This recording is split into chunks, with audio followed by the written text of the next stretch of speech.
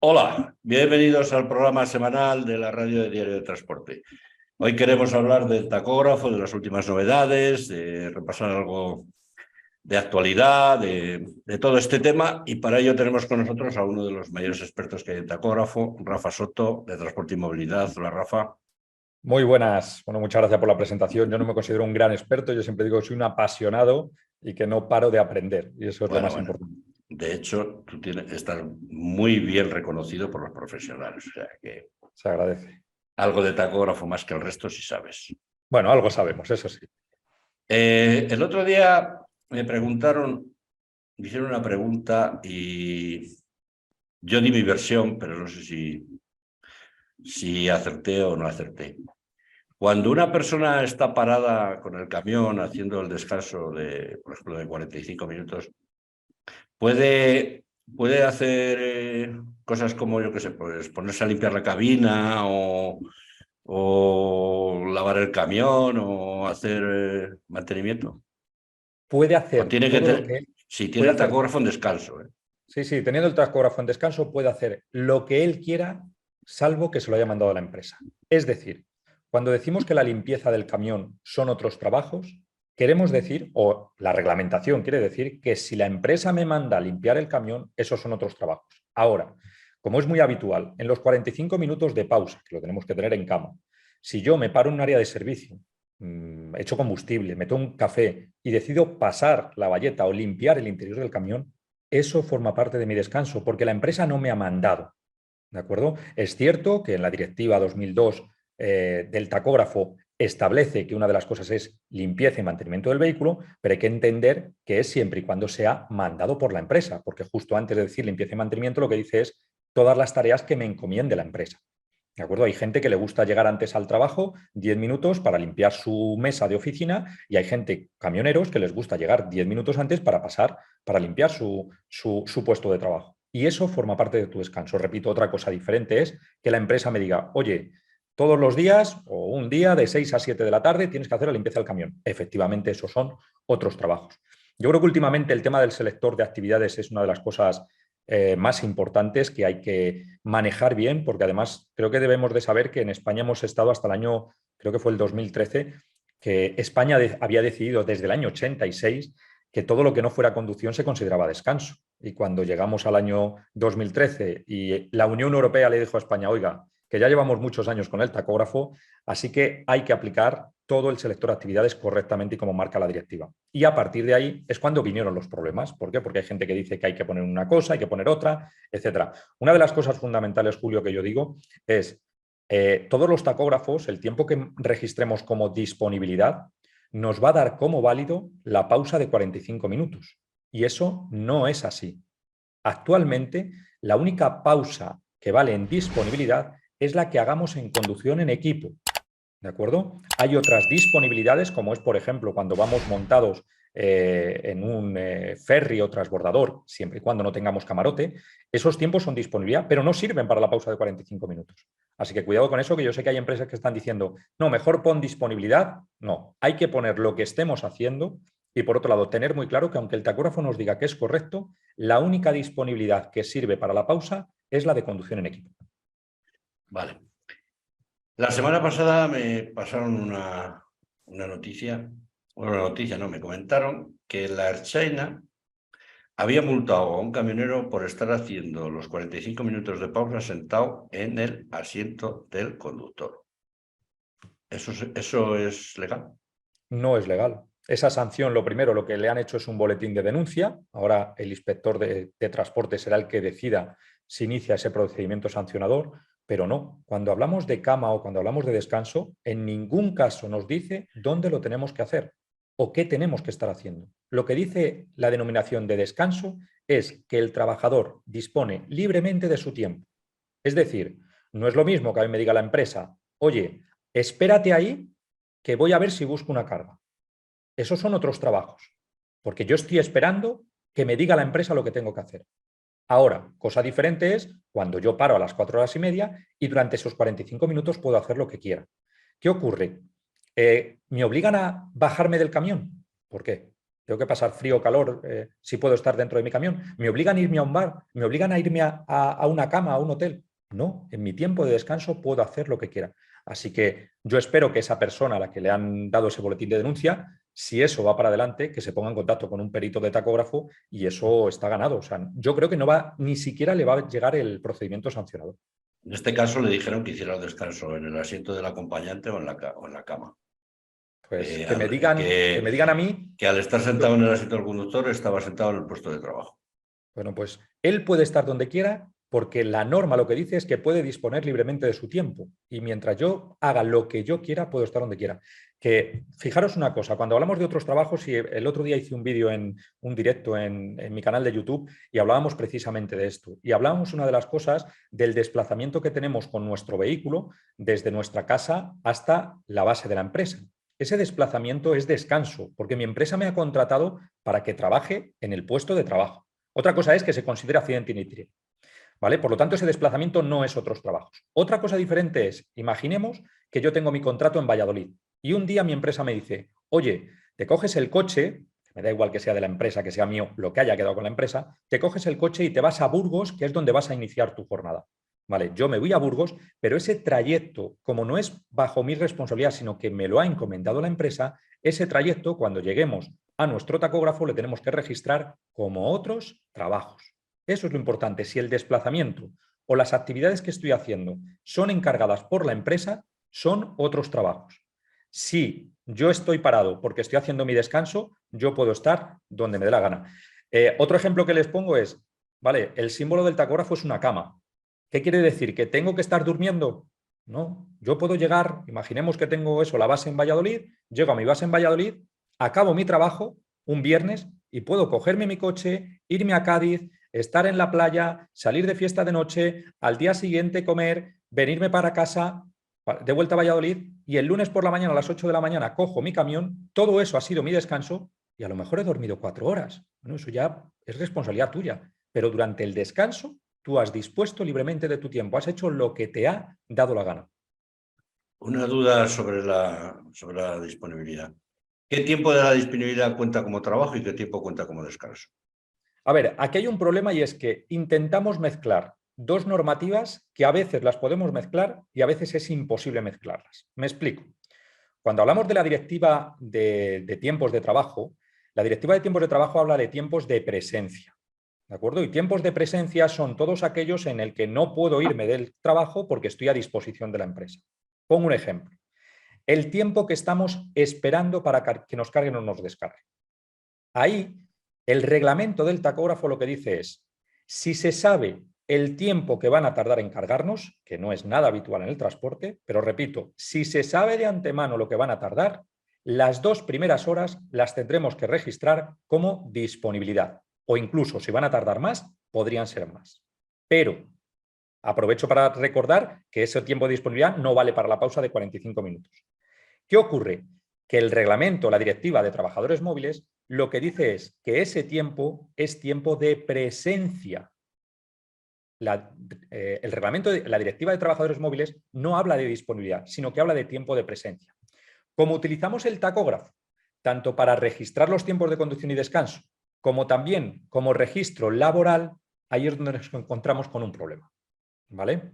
Pero, repito, yo de normativa laboral siempre lo digo que no soy especialista, yo soy controlo tacógrafo, pero en normativa laboral no, pero la disponibilidad básicamente en cuanto al reglamento del tacógrafo es cuando vamos de copiloto en conducción en equipo, primer caso. Segundo caso, cuando vamos en un ferry o transbordador acompañando a nuestro vehículo y no disponemos de camarote. Y por último, el tiempo que estemos en carga y descarga siempre y cuando esperando a la carga y la descarga, porque ya sabemos que no podemos cargar y descargar, esperando a la carga y la descarga, siempre y cuando se sepa de antemano ese tiempo. Si no se sabe de antemano, si yo llego a un sitio y no sé lo que me van a tardar, obligatoriamente tengo que poner martillos. Y con esto está habiendo problemas porque, como es lógico, los guardias cuando nos paran y nos dicen, oye, tienes 2 horas de disponibilidad aquí, ¿y por qué? Bueno, pues porque no sabía... He llegado y como no tenía que estar en la carga y la descarga, le he puesto disponibilidad. No. Si tú te puedes marchar de tu puesto de trabajo, ponlo en descanso. Y si tú tienes que estar allí vigilando o esperando, pero no te puedes mover del puesto de trabajo, ese tiempo es otros trabajos. Con esto hay un problema muy serio. Hace 2 años, el Tribunal Superior de Navarra dictó una sentencia a favor de un conductor, reconociéndole como tiempo de trabajo porque ponía el tacógrafo en disponibilidad cuando paraba a comer y cenar. ¿Eso está bien? A ver, el problema es que si lo dice un juez, yo no le puedo decir nada. El problema ahí es que, por un lado, aunque le diera la razón en que ese tiempo es de trabajo, lo que le debería haber es sancionado transportes por utilizar mal el selector. ¿Por qué? Cuando yo paro a comer, dispongo libremente de mi tiempo y por lo tanto eso no es disponibilidad, eso es cama, eso es descanso. ¿Qué ocurre? Que entiendo que aquí, desconozco la sentencia, pero entiendo que aquí lo que ocurrió es una reclamación por temas de trabajo, es decir, por horas extras, etc. Sí, fue una reclamación por horas, sí. Claro. Y de hecho yo sé que actualmente incluso hay conductores que dicen, no, yo es que ante la duda prefiero poner otros trabajos y no, cuidado, que una cosa es que tú tengas que marcar lo que dice la norma y otra cosa es que siempre que tengas duda le pongas en otros trabajos. Porque puede pasar otra cosa. Si en tiempo de tu descanso registras otros trabajos, tu propia empresa te puede sancionar y te puede incluso llegar a despedir por mal uso del selector. ¿Por qué? Porque sabemos, o deberíamos de saber, que las sanciones de tacógrafo son para la empresa. Tú imagínate que yo tengo un conductor que todos los días cuando llega a su casa pone los martillos y registra el descanso como martillos, o todos los días a la hora de comer pone martillos. ¿Qué ocurre? Que la empresa va a tener dos problemas. Primero, pero porque lo está haciendo mal el conductor, va a tener un problema de mal uso del selector, porque en tiempos de descanso está registrando otros trabajos. Y a mayores, posiblemente tenga una inspección de trabajo y una sanción de trabajo. Porque lo que decía antes de que también hay que mezclar una parte de la normativa laboral, debemos de saber que aparte de la normativa del tacógrafo, la normativa laboral dice que cada 6 horas de trabajo, y en trabajo entra conducción y martillos, cada 6 horas que tenga de esas dos cosas, tengo que tener 30 minutos de descanso. Por lo tanto, si yo tengo 7 horas seguidas entre, imagínate, 4 horas de conducción y 3 horas de martillo, eso para el reglamento del tacógrafo es correcto porque no he llegado a 4 horas y media de conducción, pero tendré una sanción, o la empresa tendrá una sanción por la inspección de trabajo porque en las 6 horas de trabajo no ha respetado los 30 minutos de descanso. Así que cuidado con eso, con el selector que además, como es lógico, están dando mucha caña. A ver, yo he comentado con varios conductores y el tema de la regla del minuto y me comentan que las empresas abusan demasiado de esto, de exigirles aplicar la regla del minuto. ¿Cómo hay que utilizar correctamente esta regla del minuto? A ver, lo primero hay que partir de la base que la regla del minuto es ilegal. Por lo tanto, yo siempre digo en mis vídeos y en mi canal de YouTube que nunca, y me lo han pedido muchas veces, que explique la regla del minuto. Yo nunca explicaré la regla del minuto, porque lo que estaría explicando es una trampa. ¿De acuerdo?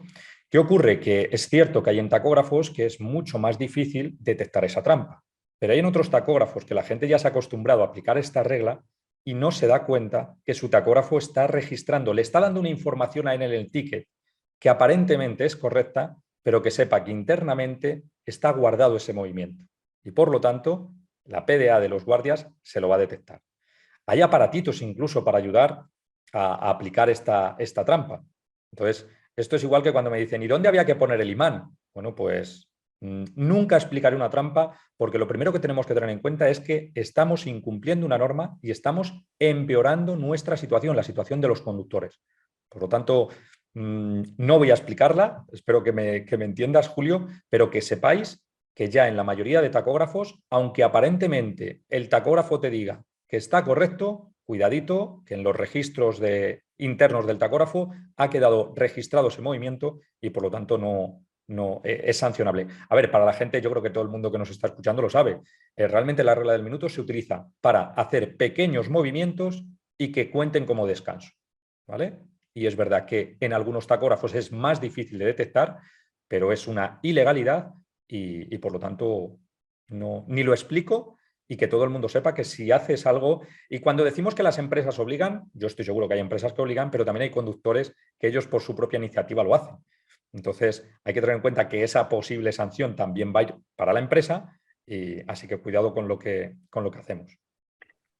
Tú que das cursos que te dedicas a la formación tanto de transportistas como de conductores. No, actualmente solo hago el título de transportista, ¿eh? Ya no Bueno, hago formación de conductor. pero bueno, de formación sabes un poco. Obviamente. ¿Crees que en los cursos iniciales del CAP habría que dar formación práctica sobre la correcta utilización del tacógrafo, pero sobre el terreno, utilizando un tacógrafo? Sí, por supuesto. Y si estáis haciendo un curso de CAP inicial y no os están dando esa formación, mal vamos. Otra cosa es que la formación no tiene por qué ser necesariamente encima de un camión. Pero efectivamente la formación tiene que ser práctica, bien con un simulador, pero vamos, yo cuando daba cursos de CAP inicial, buena parte de la formación, incluso a veces más de lo que me permite el Real Decreto del CAP, gran parte de la formación la utilizábamos en el tacógrafo porque es de lo que más vais a encontraros problemas.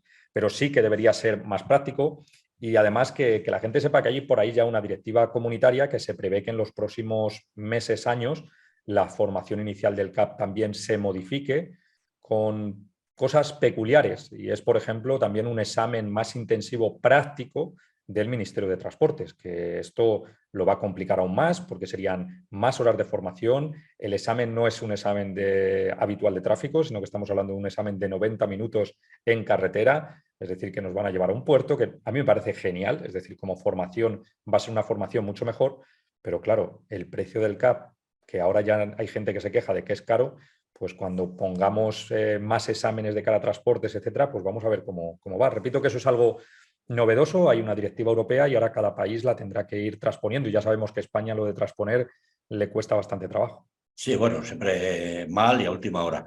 Correcto. Pero sí está claro que la formación inicial del CAP tenía que ser con práctica, porque en España prácticamente todo es teoría y práctica poca. Y luego te encuentras con el problema de que hay gente que saca el carné en una autoescuela con un camión de 8 velocidades y luego se sube a uno a un Correcto. tren normal y no sabe ni moverlo, ¿no? Yo siempre digo Debería que ser cuando... más práctica, más tipo Sí, FP.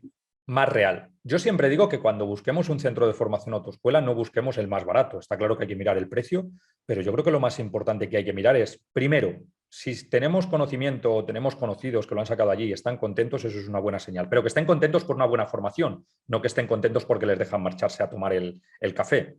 Y por otro lado, el tema de los vehículos, pues efectivamente, cuanto más grandes sean los vehículos y más similares a los que nos vamos a encontrar en la realidad, podamos practicar, mucho mejor. Es decir, como bien dices, no tiene mucho sentido practicar con un vehículo que la caja de cambios no es nada semejante a lo que hay actualmente, pues lo ideal es irnos ya a un centro de formación donde mínimo tengan un vehículo semiautomático. ¿Vale? Porque es lo que nos vamos a encontrar. La mayoría de caminos que tenemos en carretera, no digo en local, pero en carretera la mayoría es automático o semiautomático. Entonces, practicar con un camión de 8 velocidades, que pues al final estás casi conduciendo un turismo con un volumen muy grande. Entonces, lo ideal es buscar un centro de formación, no por precio, sino por que dé una buena formación y que los vehículos sean lo más semejantes a los que te vas a encontrar en tu día a día. Porque hay que tener en cuenta una cosa, que el día que saques tu carné, si quieres puedes empezar a trabajar, bueno, tu carné y tu CAP. Y por lo tanto, y ese día vas a estar solo ante el peligro. Entonces, mejor formarnos bien. El otro día nos ilustraste con uno de tus interesantes vídeos en el que explicabas cómo se expandía o se alargaba, se podía alargar la conducción diaria. Explícanos lo que es eso, porque había gente que decía, hombre, alargar la conducción diaria para trabajar más, para estar no sé qué, para que no sé qué. A ver, es cierto, lo primero que hay que decir que este cambio o este añadido que ha habido que ya fue en julio del 2020 con el paquete de movilidad, ha dado mucho revuelo. Pero voy a poner en situación a la gente y ese artículo se ha ampliado, pero ya existía. Es decir, lo que decía el artículo 12 es que en condiciones de seguridad, es decir, siempre y cuando no pongas en riesgo la seguridad de nadie, y si ha ocurrido algo excepcional, podrías saltarte los tiempos de conducción. ¿Qué ocurre? Que hasta julio del 2020 no se sabía qué eran esas excepciones o cuánto me podía exceder. Entonces, lo que hicieron en julio del 2020 fue decir, vale, a partir de ahora vamos a desarrollar mejor el artículo 12. Y es, en condiciones de seguridad, es decir, lo primero, que no pongas en peligro a nadie. Segundo, y lo que más recalco y alzo la voz cuando lo digo, en situaciones excepcionales. Es decir, cuando pase algo que no estaba previsto. Y eso no vale que sea, es que han tardado más en cargarme. Eso no es que no estaba previsto, eso puede ocurrir. Es que me he encontrado un atasco en la M40. Eso no es excepcional, eso ocurre todos los días.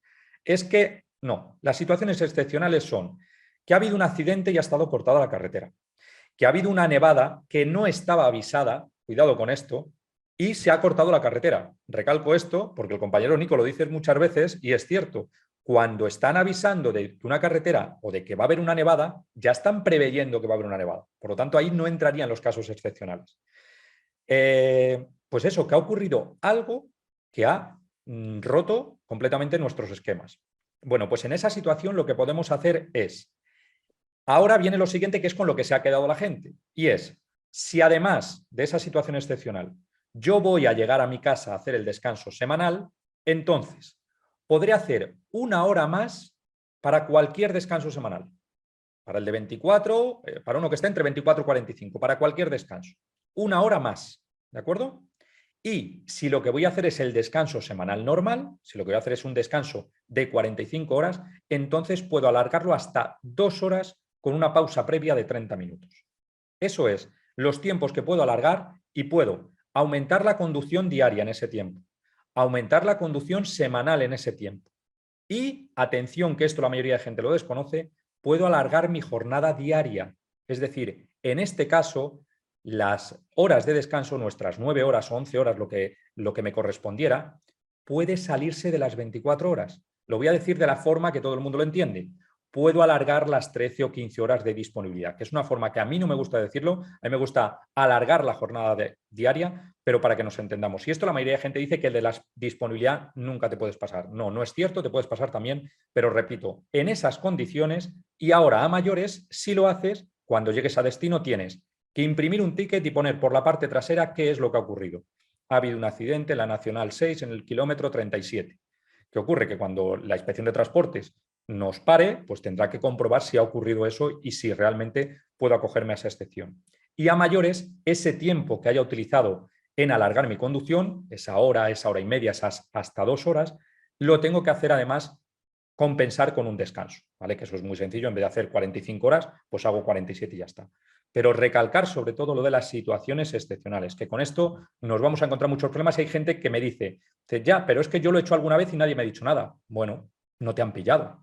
Hay gente que nos estará escuchando que a lo mejor alguna vez ha conducido a más de 120 kilómetros por hora y a lo mejor alguna vez no la han sancionado. ¿Eso quiere decir que sea legal? No. ¿De acuerdo?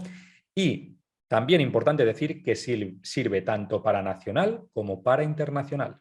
Que como hay otra cosa que salió en el paquete de movilidad que solo era para transporte internacional, lo que ha ocurrido es que mucha gente ha pensado que era solo para eso. Otra cosa que aclaró últimamente, creo que hace un mes o poco más, la Comisión Europea, fue los descansos de 45 horas en la cabina. La famosa polémica del descanso semanal de si 45 horas hay que se pueden hacer en la cabina, si no se pueden hacer, si hay que hacerlos en un hotel, etc, etc. ¿Esto cómo ha quedado? ¿Se pueden hacer las 45 horas en la cabina o no? No, las 45 horas en ningún caso se pueden hacer en la cabina del camión, nunca. Los descansos semanales de 45 horas o más hay que hacerlos obligatoriamente fuera del camión. ¿Qué quiere decir esto? Que si estás en casa, los puedes hacer en tu casa y si estás fuera, te tiene que pagar la empresa el alojamiento. ¿De acuerdo? ¿Qué ocurre? Que el problema está en cómo controlamos eso. Y lo que han dicho desde la Unión Europea es o le pillas infraganti o no sirve de nada. Es decir, si a mí me paran un lunes y me dicen que dónde he hecho el descanso semanal, yo le puedo decir que lo he hecho fuera del camión y aquí paz y después gloria. No pueden pedir factura, bueno, pueden pedirla, pero no tiene... Fijaros lo curioso de esta nota, que lo que dice es que los agentes podrán pedir documentación, pero la empresa no tiene obligación de entregarlo. Es decir, que no hace falta que lo tengamos. Es decir, en el único caso que nos pueden pillar es si un agente va a un camión y ve que ya lleva 45 horas hechas y está en el camión, le puede sancionar. Porque claro, aunque lleve 44 horas, todavía no le puedo sancionar porque no ha llegado a 45. Entonces tendría que esperar a que llegue las 45. Y lo que dice esa nota es que la declaración verbal del conductor va a servir. Es decir, con que el conductor diga, yo no he hecho las 45 horas en el camión, ya es suficiente.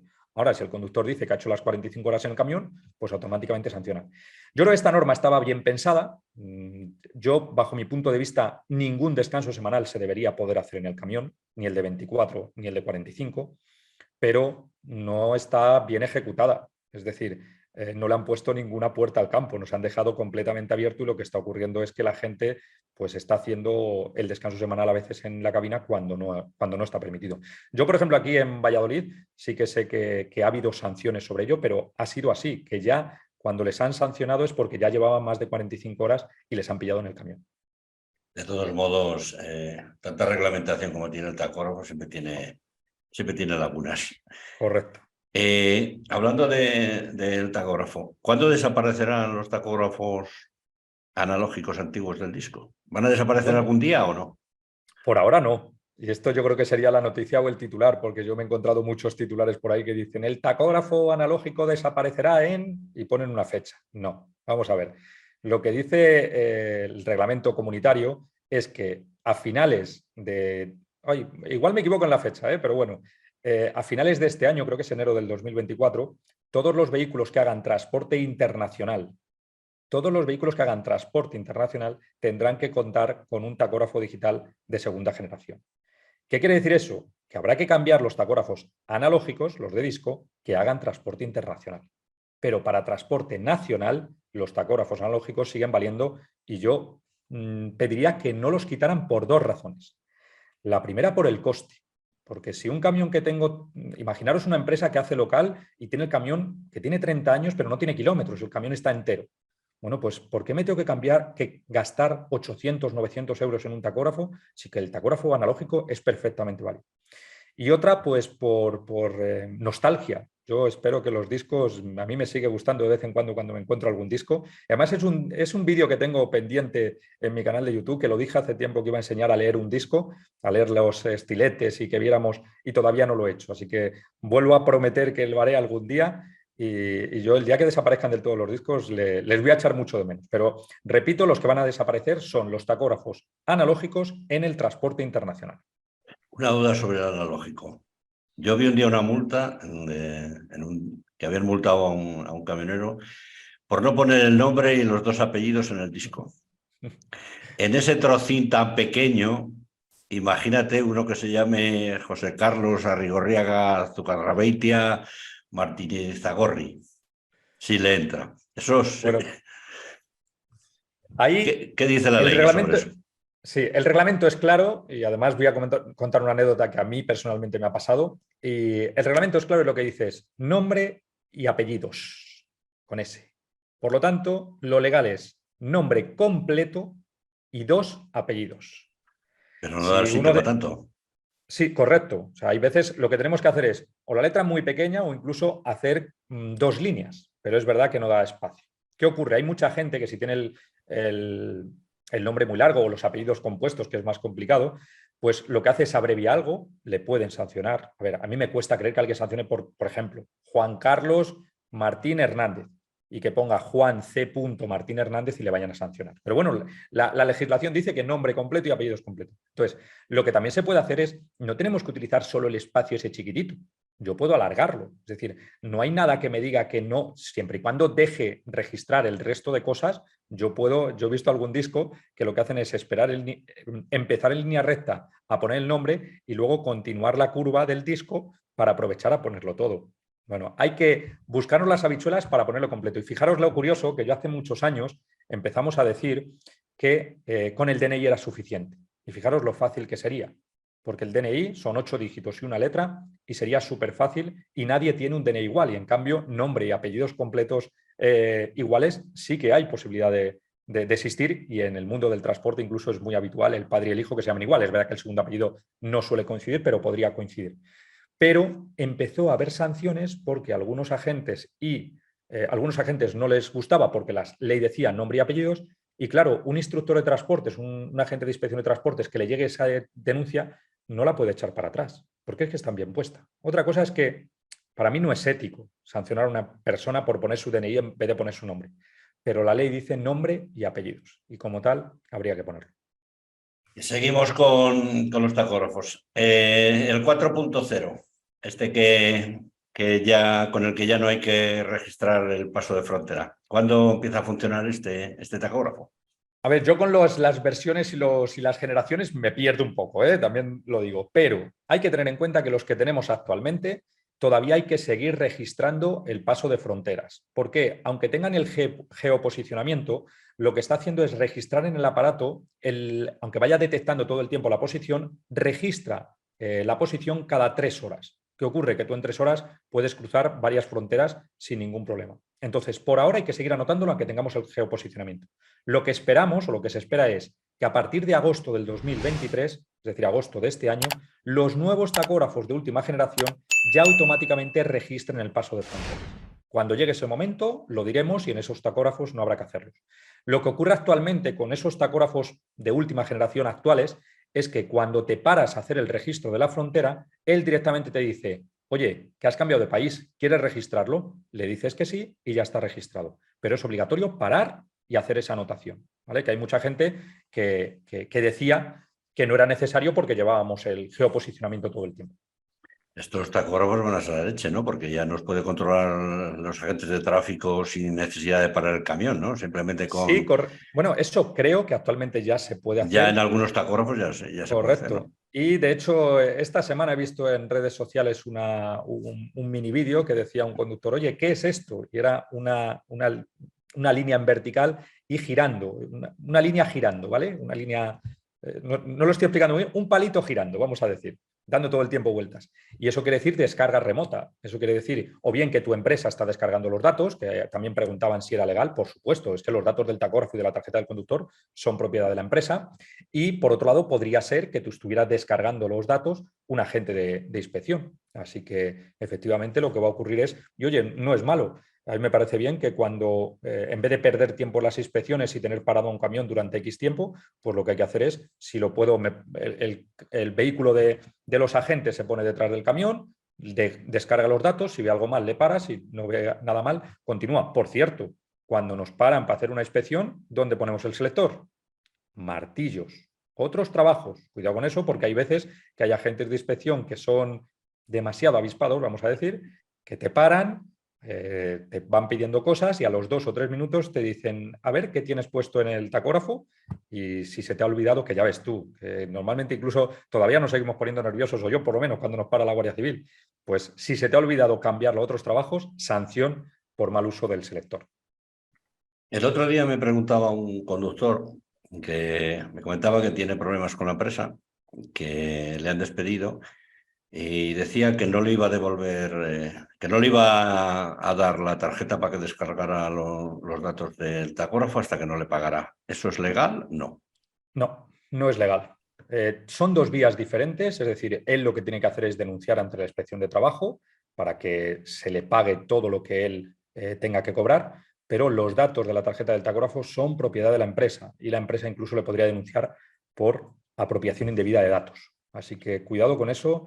Yo entiendo a los conductores que dicen: Juan, es que si les doy, es que ya, pero son 2 vías completamente diferentes y a lo mejor por intentar presionar para que te paguen, te estás metiendo en un problema más serio. Así que tengamos en cuenta, tus datos del tacógrafo, de la tarjeta del conductor, nunca van a desaparecer, que eso es algo que hay mucha gente que piensa que cuando se hace una descarga se borran los datos. No, la tarjeta del conductor siempre va a tener los datos al menos de los últimos 28 días. Pero tú tienes obligación de que la empresa tenga esos datos porque pertenecen a la empresa y tenemos que saber que si hay una sanción, la sanción no va para el conductor, la sanción va para la empresa. O sea que lo que debe hacer es presentar una denuncia, que imagino que la habrá presentado por el tema laboral, para que le paguen lo que le deben, pero los datos de la tarjeta los tiene que entregar. ¿Durante cuánto tiempo puede disponer de sus datos o consultar sus datos el conductor cuando ya ha descargado los datos la empresa? Pues depende de las tarjetas. Da igual que te la hayan descargado que no. Tú en tu tarjeta siempre tienes, legalmente se dice 28 días, que es lo que están obligados a guardar, pero actualmente las tarjetas están guardando más de 40 y más de 50 días de trabajo. De hecho, a partir de diciembre del 2024, podríamos decir 1 de enero del 2025, va a entrar en vigor que tengamos que llevar 56 discos o 56 días trabajados. Por lo tanto, es verdad que nosotros en la tarjeta podemos ver muchos más días. Me he encontrado casos que hasta hemos podido descargar de una tarjeta de conductor 3 meses de trabajo. Estamos hablando de más o menos 70, 80 días de trabajo. Y repito, aunque se haga la descarga de esos datos, en la tarjeta siguen estando. Pero Nos pueden revisar 28, pero actualmente están guardando más de 40 y más de 50 días. Una vez descargados los datos y los tiene la empresa, cualquier sanción que pueda llegar en una inspección es responsabilidad de la empresa, ¿no? Siempre, todas las sanciones de transportes, y el tacógrafo está incluido en la ley de transportes, son responsabilidad de la empresa. Ahora, en una modificación que hubo ya hace unos años, lo que sí que se estableció, y tiene sentido, es que si la empresa demuestra, pero lo tiene que demostrar, que ha sido el trabajador el que lo ha hecho bajo su propia iniciativa y con dolo, es decir, con mala fe, entonces esa sanción podría ir contra el conductor. Pongo un ejemplo. Imaginemos que, además hemos comentado antes que yo sea empresario y tenga un conductor que siempre por la noche pone los otros trabajos, los martillos. Y por lo tanto, yo voy a tener una sanción, la empresa va a tener una sanción por mal uso del sector. La empresa lo que debe hacer es, primero, darle formación, que la formación en el CAP ya es formación de tacógrafo. Y segundo, lo que tengo que hacer es, si detecto eso, yo como empresario tengo que sancionar o al menos emitir un documento al trabajador haciendo constar que ese trabajador está haciendo las cosas mal. ¿Para qué? Para que si dentro de una semana hay una sanción, yo pueda demostrar, oiga, es que yo me he dado cuenta que lo estaba haciendo mal y se lo he dicho que lo está haciendo mal. En ese caso, será Transportes quien determine si las pruebas que aporta la empresa son suficientes para que la sanción vaya para el conductor. No es nada fácil, que hay mucha gente que cuando escuchó esto dijeron, bueno, verás ahora como al final tú vas para el conductor. No, son muy poquitos conductores los que les ha llegado esa sanción y ha tenido que ser por algo muy grave. Y que tengamos en cuenta también que cuando hablamos de sanciones de tacógrafo no nos referimos a excesos de velocidad. Esos excesos de velocidad son de tráfico y hay responsable el conductor. Y en las sanciones de tacógrafo, que tiene sanción la empresa, pero si además el exceso ha sido superior al 50% de tiempos de conducción o superior al 50% la minoración de los descansos, además de la sanción muy grave para la empresa, al conductor tendrá 600 euros y 6 puntos de retirada. ¿Vale? Y como digo siempre, no pensemos solo en la sanción. Si hay un accidente y nos hemos pasado un minuto de conducción, cuidado que el seguro puede ser que nos haga cargo y si las consecuencias del accidente son graves, igual nos hemos fastidiado la vida. Los cursos de renovación del CAP los tiene que pagar el trabajador, los tiene que pagar la empresa.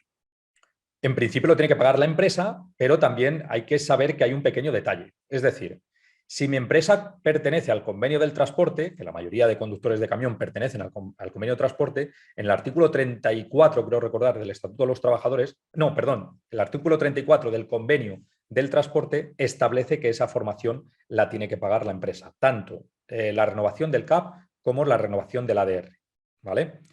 ¿Qué ocurre? Si mi empresa, aunque yo conduzca un camión, si mi empresa no está en el convenio del transporte, imaginemos una empresa de material de construcción que tiene un camión para repartir su material, ¿vale? Esa empresa posiblemente no esté en el convenio del transporte, esa empresa posiblemente esté en el convenio de la construcción, del metal o otro diferente. Entonces habría que ver ese convenio para ver qué es lo que dice. Yo creo que por suerte ya la mayoría de empresas sí que pagan la formación a los conductores. Yo creo que ya son pocas las que obligan al conductor a pagárselo. Incluso algunos pagan la tasa de la tarjeta, que ahí incluso creo que ha habido alguna sentencia, pero ahí hay discrepancias, porque realmente la tasa es para que te emitan a ti un documento, ¿vale? Lo que sí que hay que arreglar con la formación del CAP y del ADR, y esperemos que los próximos años sigamos mejorando en eso, es en cuándo se hace. Y es porque el tiempo que destinamos a formación son otros trabajos. Y todos sabemos que habitualmente la renovación del CAP y del ADR la solemos hacer en fines de semana y se puede hacer en fines de semana siempre y cuando te compensen con descansos. Y sabemos que muchas veces esa compensación no llega. Pero la formación, si estamos en el convenio del transporte, la tiene que pagar la empresa. Esa es la pregunta que te quería hacer, si esa formación se tiene que hacer, esos cursos se tienen que hacer en tiempo de trabajo de la empresa o como mucha gente los hace en fines de semana libres. Se pueden hacer en fines de semana, pero se considera tiempo de trabajo. Es decir, no hay ninguna ley que me impida hacer un curso un sábado o un domingo. Lo que ocurre es que lo que dice la ley es que si lo hago sábado y domingo, le tengo que compensar con esos días de descanso. Y eso todos sabemos que habitualmente no ocurre. O sea, se puede hacer en fines de semana, pero ese tiempo que dediquemos son otros trabajos y por lo tanto los tenemos que cobrar y nos lo tienen que compensar con descansos. Muy bien, Rafa. ¿Algo más que quieras aclarar o que quieras decir de todo Pues este nada, que complejo mundo del tacógrafo al que se le da tantas vueltas? Sí, a ver, yo siempre lo que digo es que hay que seguir aprendiendo. Como he dicho antes, yo llevo desde el año 96 formando transportistas y sigo aprendiendo día a día. Y lo importante es que estemos abiertos a aprender. Yo sigo aprendiendo de grandes especialistas y nombro algunos de ellos que todos, muchos de vosotros conocéis: Marcos Veiga, Javier Lorenzo, Sergio Ortega, Nieves Portales. Bueno, hay un montón, pero quizás con esos son los que con más trato tengo. Y bueno, hay que seguir aprendiendo porque tiene mucho detallito y yo lo digo siempre, si yo estoy todo el día en mi despacho y estoy leyendo la legislación y cada día me encuentro con un problema, pues me puedo imaginar un conductor que su trabajo no es estudiar la reglamentación, pero tiene que resolver esa situación. Así que nunca paren de formarse y nada, que haciendo las cosas bien es más fácil que no tengamos problemas. ¿Y esto del acceso ahora a la profesión, que lo han complicado tanto, que lo han puesto tan difícil, es bueno o malo para la profesión? A ver, yo siempre digo que para la profesión es bueno, porque cuanto más difícil sea entrar, mejores condiciones tendrán los que están dentro, o así debería de ser. ¿Es cierto que lo han complicado mucho? Sí, yo incluso estoy escuchando, y espero que no ocurra, estoy escuchando que ya están presionando para que esos requisitos, no lo del bachillerato, que luego si os lo comentamos, pero para que sea más asequible el examen. Hombre, si la gente está aprobando, porque no todos están aprobando, claro, ahora está aprobando quien está muy bien formado. Bueno, pues lo que tenemos que premiar es a esos que se están formando bien y no decir, no, como está suspendiendo mucha gente, vamos a facilitarlo. Yo lo digo siempre, mis alumnos siguen aprobando, es verdad que con un porcentaje algo menor al que tenían en años anteriores, pero siguen aprobando, pero tienen que ir muy bien preparados y luego tener una pizca de suerte con cómo nos salga el examen, porque al final el examen es un día y como tengas un mal día, la has liado. Pero el bachillerato y el FP, que la última semana me lo ha preguntado mucha gente, no creo que lo quiten, pues me están preguntando que si lo van a quitar. No me lo creo porque en febrero del 2019 lo que hicimos fue transponer una normativa comunitaria y hemos sido el último país que lo ha puesto. Pero yo llevaba avisando desde el año 2010 a la gente. Van a exigir bachillerato, van a exigir bachillerato. Y por suerte en España exigen o bachillerato o formación profesional de grado medio. Que esa vía del grado medio no la tienen otros países. Pero esa norma, oye, ojalá la quiten por un lado porque yo pierdo alumnos por no poder formar a esa gente, pero no creo que la vayan a eliminar. ¿Cuánto tiempo se requiere para conseguir el título de transportista, de estudio y de formación? A ver, yo mis alumnos más o menos lo están sacando en una media de entre 160 y 180 horas de estudio, ¿vale? Yo les digo siempre cuando se van a apuntar y cuando les explico cómo es el curso, pues más o menos a unas 10 horas a la semana, dedicándole 10 horas a la semana, entre vídeos, test, supuestos, lectura del libro, etcétera. Dedicándole 10 horas a la semana estamos hablando de unos 3 meses y medio, 4 meses. O sea que se puede sacar, por supuesto. Pero hay que dedicarle tiempo, ¿eh? Yo siempre digo, tengo buenos resultados, pero cuando me llama uno nuevo, siempre le digo, por apuntarte conmigo no vas a probar. Vas a probar si haces lo que yo te mando, pero solo por apuntarte no vas a probar. Y lo que tenemos que seguir intentando y seguir presionando a las comunidades autónomas es a que todos los españoles tengamos las mismas posibilidades. Y si no hay los mismos exámenes en distintas comunidades, que nos permitan movernos de comunidad. Yo me parece vergonzoso que un andaluz solo se pueda examinar 2 veces al año, un extremeño todavía no se ha podido examinar desde el año pasado y seguimos esperando, un gallego el año pasado se pudo examinar 2 veces y este año le van a dejar 3, y en cambio en Madrid todos los meses, en Cataluña todas las semanas, en Valencia todos los meses, en Castilla y León cada 3-4 meses. Pero ¿qué diferencia tenemos de unos a otros? Bueno, pues lo que tenemos que hacer es, si no quieren igualar el número de exámenes y que todos podamos examinarnos como marca la ley, que dice convocatoria abierta y que me dé fecha a transportes, lo que tendremos que quitar es esa tontería, y lo digo así, que pone la norma que para examinarme en Madrid tengo que llevar allí empadronado 185 días. Pero bueno, si el examen es exactamente igual, no tiene ningún sentido. Pues si en Castilla y León no me puedo examinar, déjame irme un día a Madrid y examinarme. Y aprovecho para decir, a ver si alguien del gobierno y de Hacienda se da cuenta, cada vez que un alumno se examina, paga en torno a 30 euros. Cuantas más veces se examine, más dinero para la administración. O sea, ya no lo hagáis por los conductores, hacerlo por el dinero que vais a gestionar. Así que, a ver si alguien me oye.